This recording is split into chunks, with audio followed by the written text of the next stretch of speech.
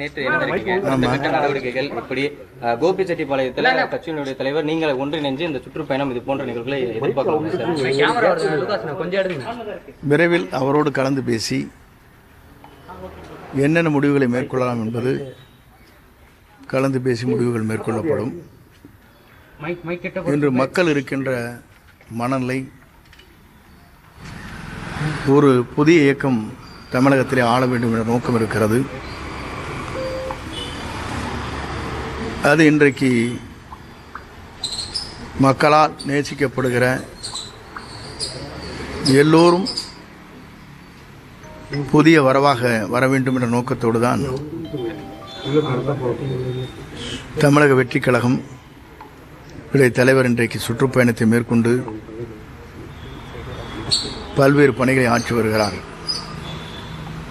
அவருடைய பணிகளை பொறுத்தவரையிலும் 2026 என்பது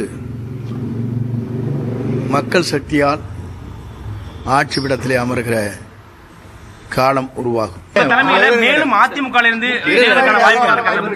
இல்லைங்க, அது சொன்னோம்னா பிரச்சனை வரும்.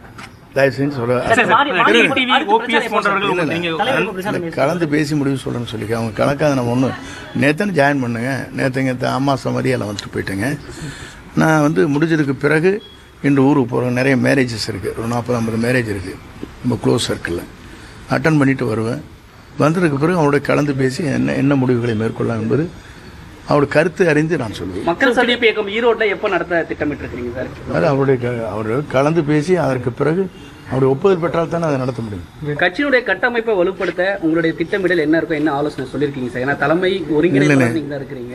நான் பொதுவாக எப்படி நான் இது வரைக்கும் செயல்பட்டிருக்கேன்னு உங்களுக்கு தெரியும்.